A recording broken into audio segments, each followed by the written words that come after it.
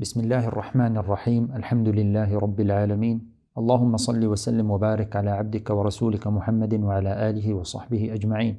أهلا وسهلا بكم مرة أخرى أيها الإخوة الكرام مع تدبر الجزء الثامن من كتاب الله عز وجل، وتستمر بنا الآيات مع سورة الأنعام. وكنا قد وقفنا في الحلقة الماضية مع ذكر الكتاب الذي أنزله الله، وأنه هو الواجب علينا اتباعه والإيمان به، وذكر ما أحل الله عز وجل وما حرم، وذكر أن المشركين جحدوا بهذا الكتاب وكذبوا به. فابتدأ هذا الجزء بقوله سبحانه: ولو أننا نزلنا إليهم الملائكة وكلمهم الموتى وحشرنا عليهم كل شيء قبلا ما كانوا ليؤمنوا. فهم لا يؤمنون لأنهم لا يريدون الإيمان. وهذا يذكرنا بآية في الجزء الماضي، فقال: فإنهم لا يكذبونك ولكن الظالمين بآيات الله يجحدون. ثم تستمر الآيات في ذكر تكذيبهم للكتاب ومناقشة النبي صلى الله عليه وسلم لهم: أفغير الله أبتغي حكما وهو الذي أنزل عليكم الكتاب مفصلا. ثم قال: وتمت كلمة ربك صدقا وعدلا لا مبدل لكلماته وكلمة الله هي كتابه الذي أنزله على أنبيائه عليهم الصلاة والسلام. ثم تنتقل الآيات بعد ذلك إلى محور أساسي من محاور هذه السورة، وهو محور الامتنان من الله عز وجل على خلقه بنعمة الغذاء ونعمة تدبير الأمور. وهذا من أدلة قدرة الله ووحدانيته وعظمته سبحانه وتعالى. فقال: فكلوا مما ذكر اسم الله عليه. ثم قال: وما لكم ألا تأكلوا مما ذكر اسم الله عليه وقد فصل لكم ما حرم عليكم. ثم تنتقل الآيات إلى محور أساسي من محاور هذه السورة، وهو دليل على قدرة الله ووحدانيته، وهو ما يسميه بعض العلماء بدليل العناية، أي أن الله اعتنى بخلقه وامتن عليهم بما فيه قوام عيشهم، فأحل الله سبحانه وتعالى لهم الطيبات وحرم عليهم الخبائث. وذم الله عز وجل المشركين الذين حرموا ما أحل الله لهم: فكلوا مما ذكر اسم الله عليه وما لكم ألا تأكلوا مما ذكر اسم الله عليه وقد فصل لكم ما حرم عليكم إلا ما اضطررتم إليه. ثم تنتقل الآيات بعد ذلك إلى بيان حال من أراد أن يهتدي بهذا الكتاب ومن أراد أن يعرض عنه. فمن يريد الله أن يهديه يشرح صدره للإسلام، ومن يريد أن يضله يجعل صدره ضيقا حرجا كأنما يصعد في السماء. فحال الناس بين مؤمن وكافر، فالمؤمن هو الذي مشى على صراط الله، وهذا صراط ربك مستقيما، لهم دار السلام عند ربهم. ليذكر لنا مشهدا من مشاهد يوم القيامة سيكون عليه حال الكفار: ويوم يحشرهم جميعا يا معشر الجن قد استكثرتم من الإنس. فالتكليف والكتاب نزل ليؤمن به الجن والإنس، فمن كفر من الجن والإنس كان عقابه يوم القيامة على هذا الذي ذكره الله سبحانه وتعالى.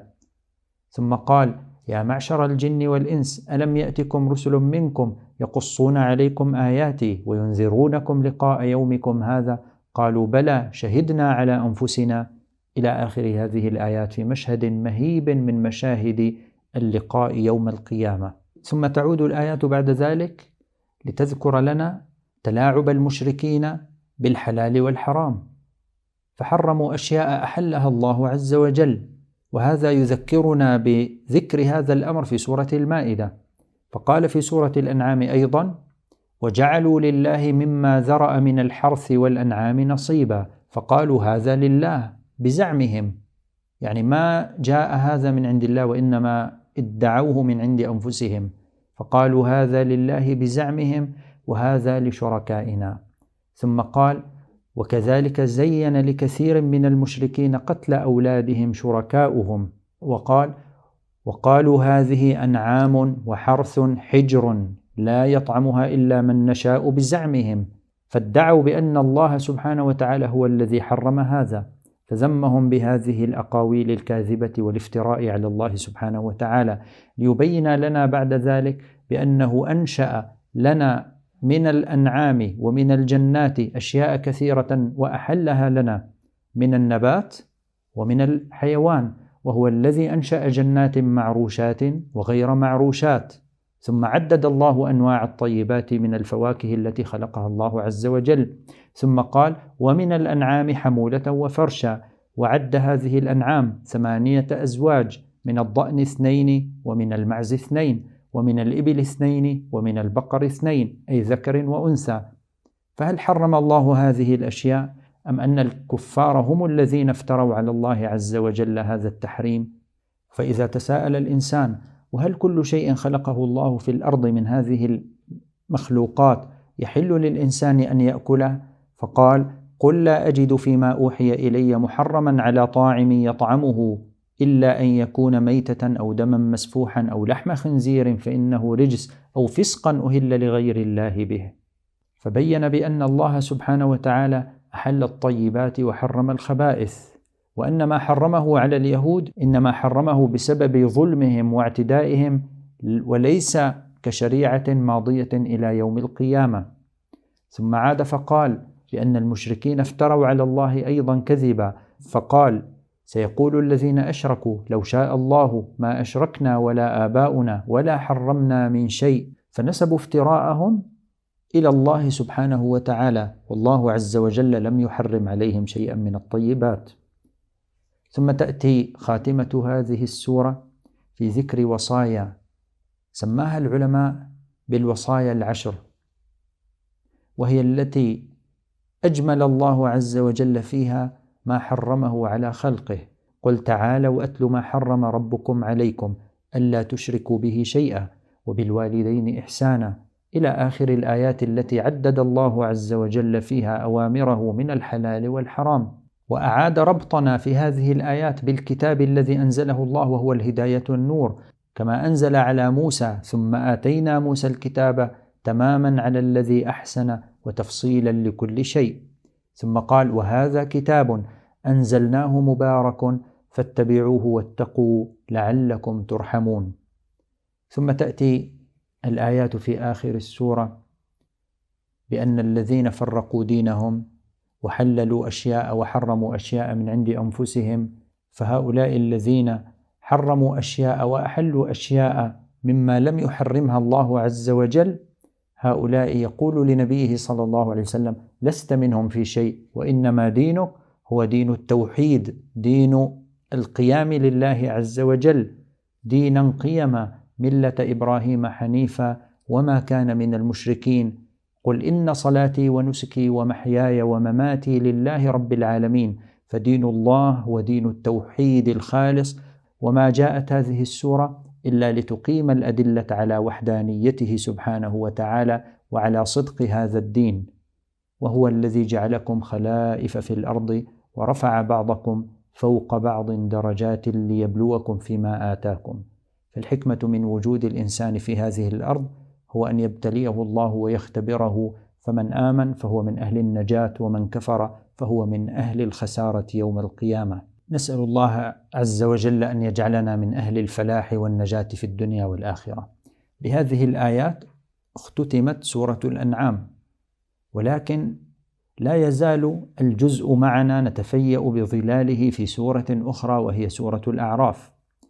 لندخل في تفاصيل سورة الأعراف، وهي السورة المكية أيضا التي فيها تفاصيل قصص الأنبياء السابقين، وفيها ذكر بداية خلق آدم عليه الصلاة والسلام، وأن الله أنزل هذا الكتاب على النبي صلى الله عليه وسلم ليشرح صدره لا ليضيق صدره صلى الله عليه وسلم. ألف لام ميم صاد كتاب أنزلناه إليك، وفيها ربط بذكر الكتاب الذي تكرر ذكره في سورة الأنعام. وتنتقل الآيات بعد ذلك إلى ذكر أصل الخليقة وبدء الخلق وهو آدم عليه الصلاة والسلام، وكيف أن الله عز وجل هيأه في هذه الأرض وهيأ الأرض له ليكون خليفة، مما يذكرنا في سورة البقرة بقوله تعالى وإذ قال ربك للملائكة إني جاعل في الأرض خليفة.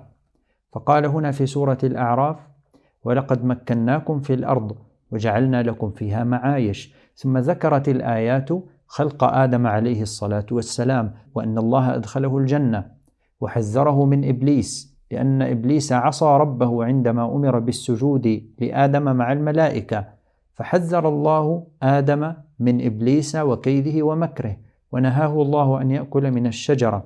فجاء إبليس إلى آدم فوسوس إليه ليأكل من الشجرة، وكذب عليه فقال: هل أدلكما على شجرة الخلد وملك لا يبلى؟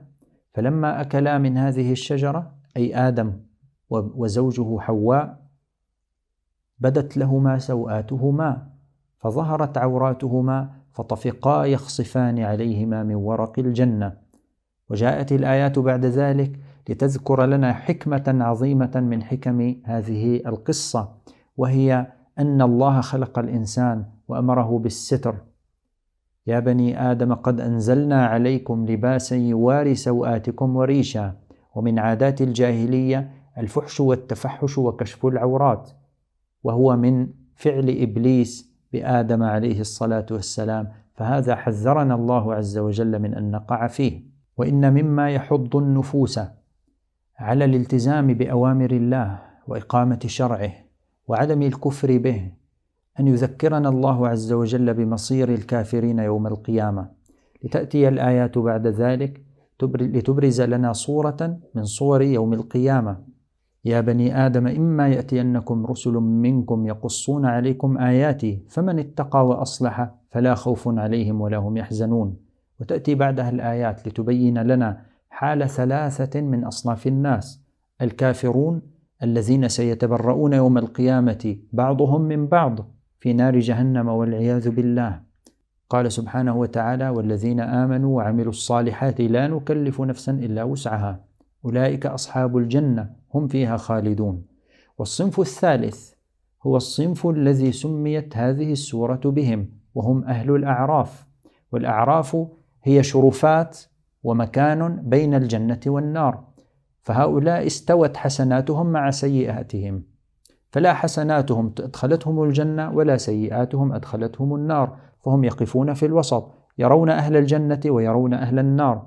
فذكر حالهم وذكر أنه في نهاية المطاف يدخلون الجنة فيقال لهم: ادخلوا الجنة لا خوف عليكم ولا أنتم تحزنون. ليأتي التعليق بعد ذلك على هذه الأمور كلها التي ابتدأت بها السورة: إن ربكم الله الذي خلق السماوات والأرض في 6 أيام ثم استوى على العرش.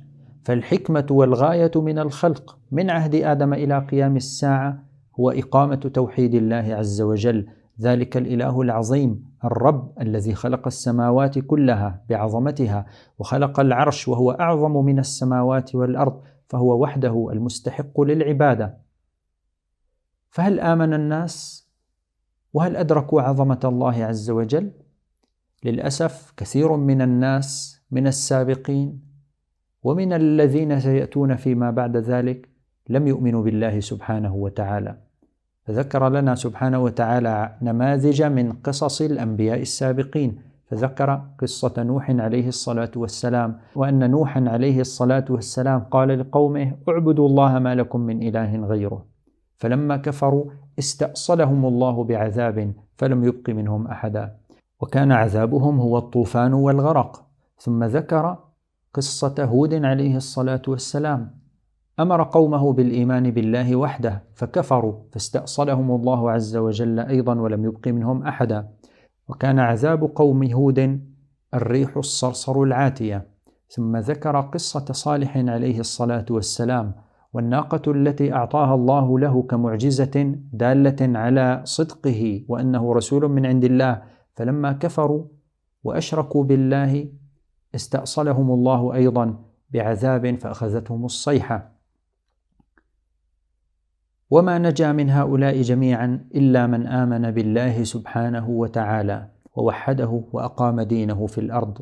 ثم ذكر قصة لوط عليه الصلاة والسلام، وأن قومه جمعوا بين الكفر بالله سبحانه وتعالى وبين الفاحشة التي ما سبقهم بها أحد من العالمين، وهي إتيان الذكور دون الإناث، فاستأصلهم الله عز وجل فجعل قراهم عاليها سافلها وأمطر عليهم حجارة من السماء.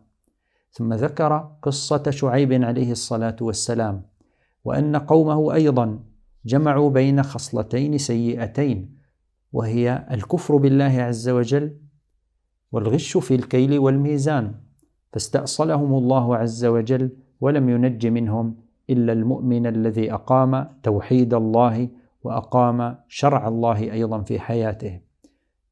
ومع قصة شعيب يختتم هذا الجزء من القرآن الكريم لتكمل لنا الآيات بعد ذلك في الجزء التالي تكملة قصة شعيب وغيره من أنبياء الله ورسله، والحمد لله رب العالمين.